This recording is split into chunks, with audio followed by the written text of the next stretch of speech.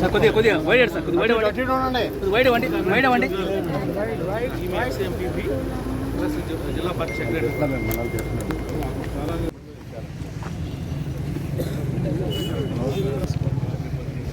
అది పెద్ద ఇబ్బంది ఏం కదా చెట్టు కూడా తీసేసి మాకు బెల్మత్ పెట్టు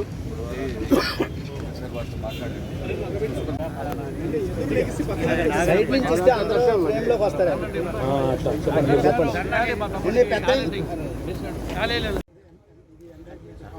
అవ్వచ్చు ఈ మట్టేసి 7గా ఇది మన ఎక్స్పెండిచర్ ఇవ్వలేదా చూసుకోవాలి వెనక్కి వెళ్దాం నడవడం వస్తుందిగా రోడ్డు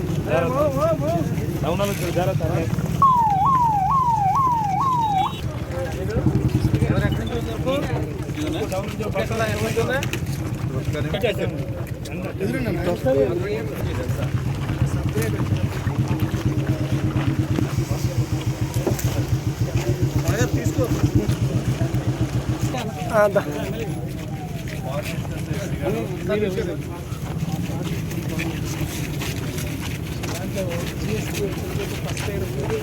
సార్ బాగాలేదు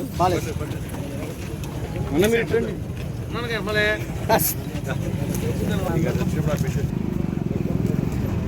ఎస్సీ గారు కొద్దిగా ఎస్సీ గారికి ప్లేస్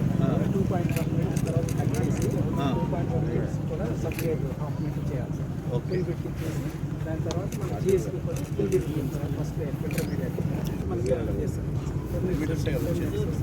సో బ్రిడ్జి కూడా కొత్తగా వస్తుంది బ్రిడ్జి కూడా మళ్ళీ ఇబ్బంది ఒకసారి అబ్బాయి తీసుకొస్తున్నారా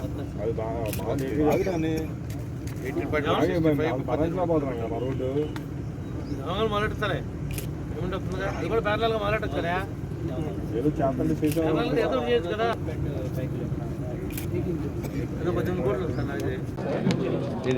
జిల్లాది ఓకే ఓకేనా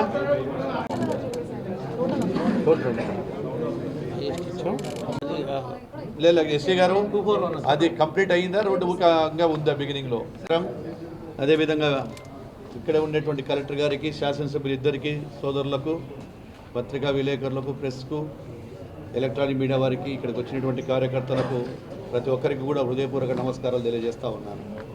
ఈరోజు జిల్లాలో జరుగుతున్నటువంటి ఎన్డీబీ వర్క్స్ కానీ ఇవి కానీ జరుగుతున్నటువంటి పరీక్ష చేయడానికి ఇక్కడ నుంచి కూడా పరిశీలన చేయడానికి రావడం జరిగింది.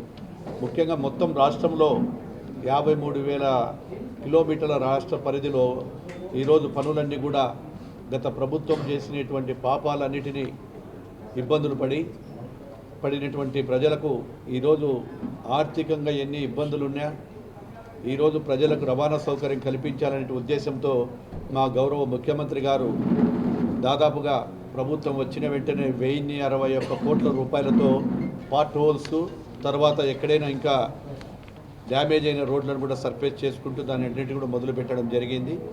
దానిలో భాగంగా ఇప్పటికే 65% రోడ్లు కూడా కంప్లీట్ చేయడం జరిగింది. కొన్ని వర్షాల కారణంగా ఆ మిగతా చోట్ల కూడా రోడ్లు కొద్దిగా ఆలస్యమయ్యింది.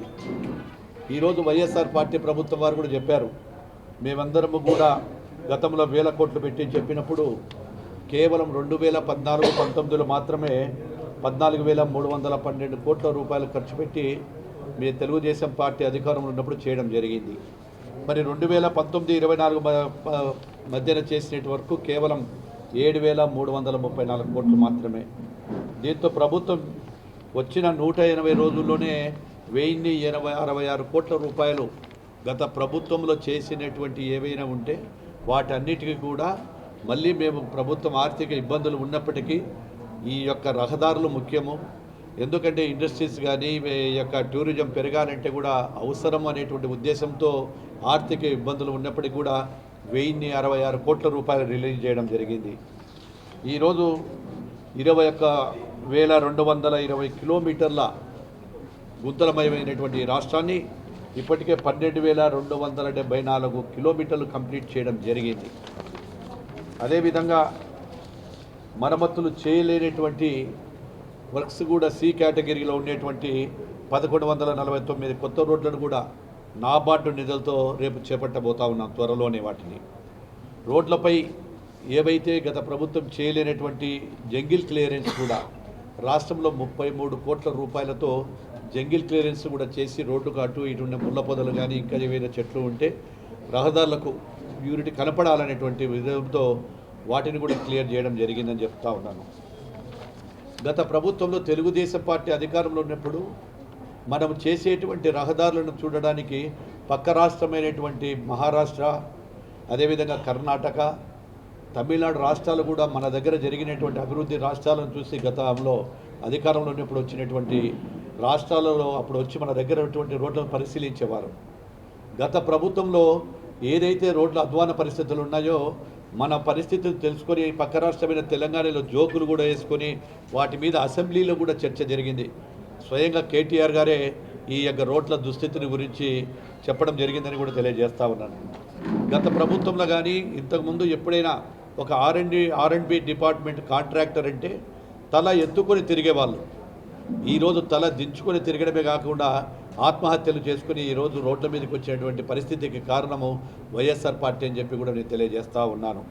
ఈరోజు రాష్ట్రంలో మొత్తం 12,653 రోడ్ల కిలోమీటర్లను 10,200 కిలోమీటర్ల పద్ధతిలో పీపీపీ మోడల్లో రేపు మా ప్రభుత్వము పీపీపీ మోడల్లో కూడా రోడ్లన్నింటినీ కూడా మారుస్తూ ఉన్నాము. వాటికి కూడా ఎస్టిమేషన్లు డిపిఆర్లు తయారవుతున్నాయి.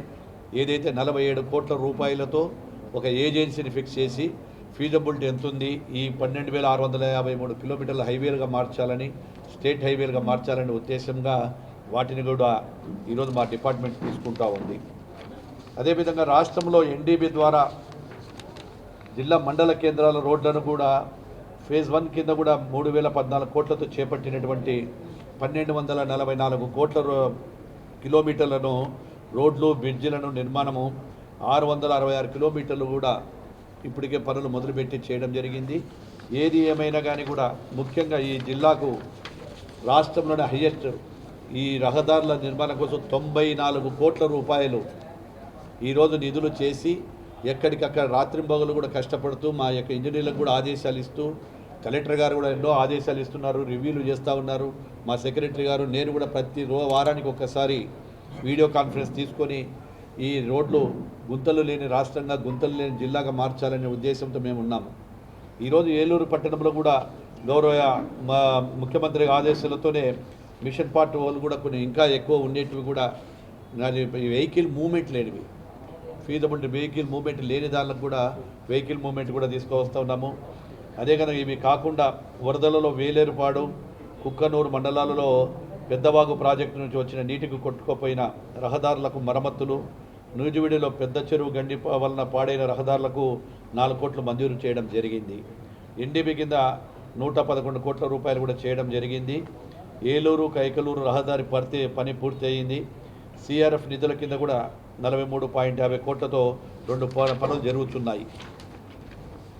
అదేవిధంగా ఎస్టీసీ షెడ్యూల్ ట్రైబ్ కాంపౌండ్ కింద 34.50 కోట్లతో బూర్గంపాడు అశ్వారావుపాట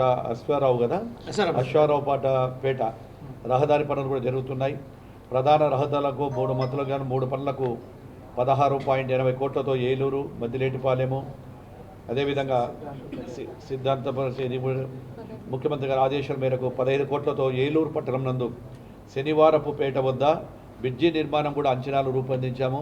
త్వరలోనే ఆమోద దశలో ఉన్నాయి.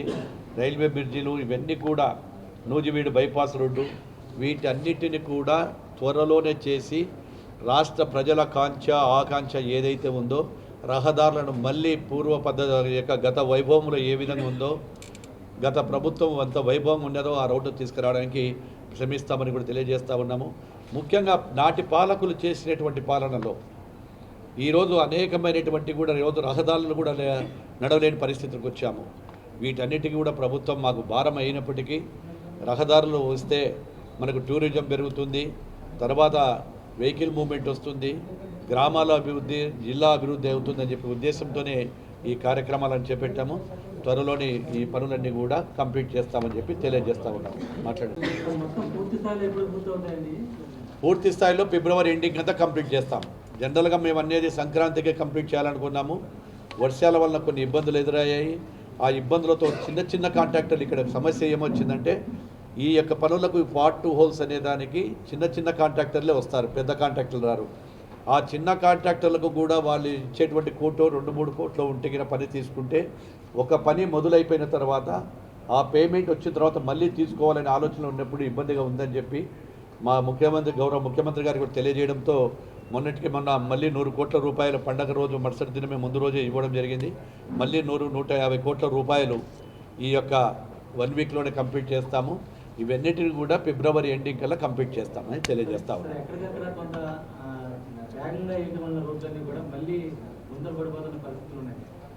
ఎక్కడ అంటున్నారు?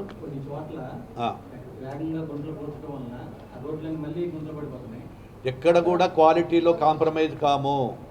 ఎక్కడైనా ఏదైనా ఉంటే మా దృష్టికి వస్తే గుంతలు ఎటువంటి పరిస్థితుల్లో మా ఇన్స్ట్రక్షన్స్ కూడా ఇవ్వడం జరిగింది అధికారులకు. అటువంటిది ఏదైనా ఉంటే మా దృష్టికి తెస్తే ఖచ్చితంగా వాటి మీద యాక్షన్ తీసుకుంటాం.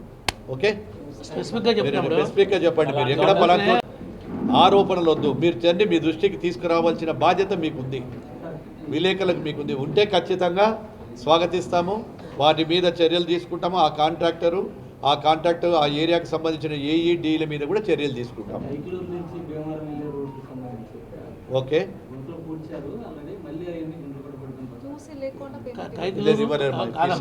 ఎస్సీ గారు బ్రదర్, అది నేషనల్ హైవేని ఇప్పుడు కాదు.